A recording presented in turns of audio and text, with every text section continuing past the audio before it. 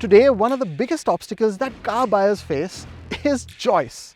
What brand to pick, what engine, what transmission, or should I just buy an electric? And one of those voices that's been growing louder in said buyer's mind with every increase in fuel prices is CNG.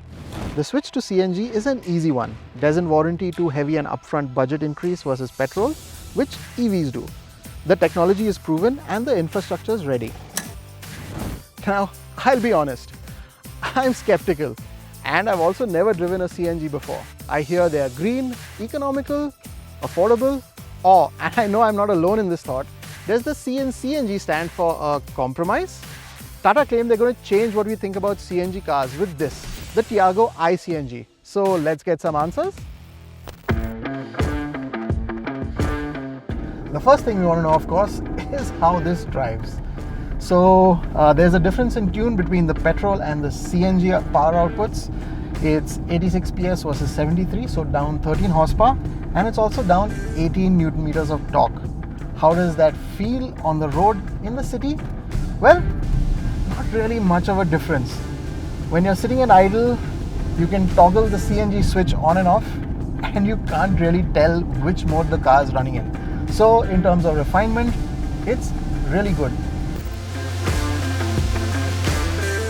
And in the real world, in the city, when you're driving the car, you can't really tell that difference. When you're pulling off an overtake, yes, there is a little lack in punch between the two, but nothing that you can complain about. It doesn't really hold you back in terms of just your regular driving experience.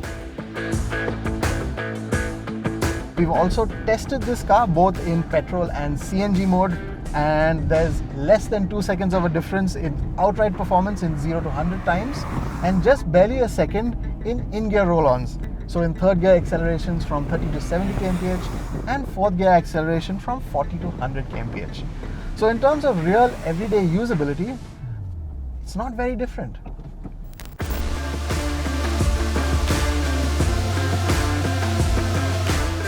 In terms of ride quality, it still has that nice balance when you're driving in the city that we appreciated with the Tiago when it came to us the last time around.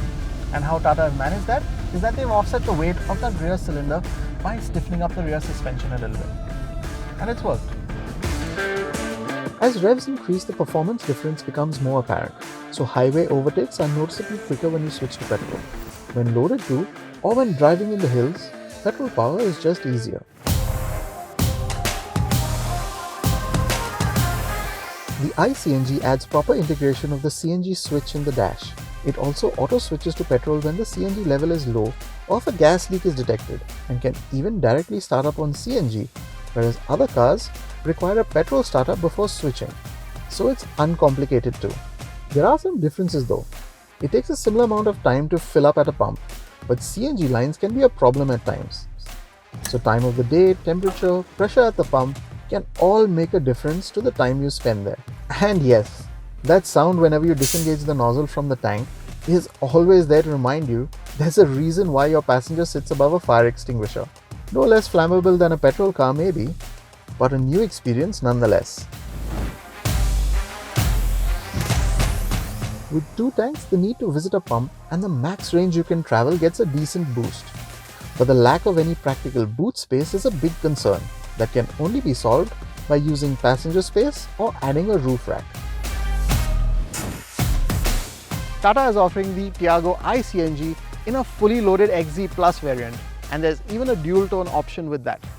The only miss is alloy wheels. What? You thought those were alloys? Well, I have to admit I did too, but they're actually just really good looking wheel caps. Other new additions to the Tiago XZ Plus package are DRLs, projector headlamps, and chrome accents on the grille and the boot lid. The only distinguishing feature with the iCNG are the badges on the boot lid and the CNG stickers on the windscreens. The Tiago's interiors have also received a refresh, with a new seat fabric with tri-arrow inspired pattern and a dual tone dash. And again, iCNG variants can be had fully loaded.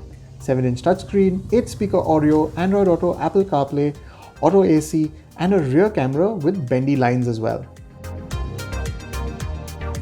The Tiago iCNG is 90,000 more expensive than its corresponding spec petrol, a cost you could cover in 2 to 2.5 years or around 30,000 kilometers with our mileage calculations.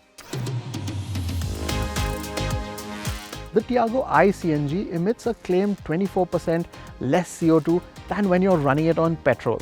So the more you run it on CNG, the better it is for the environment. But to be honest, if you really want to make a big impact, then you're better off just buying an electric, like for example, the Tigor EV.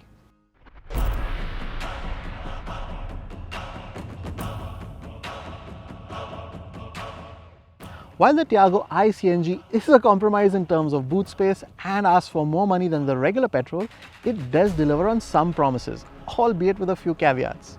It's economical if you drive it enough, offers the same drive, ride and in-cabin experience as the regular petrol, and is better with emissions as well, so it's a lighter shade of green.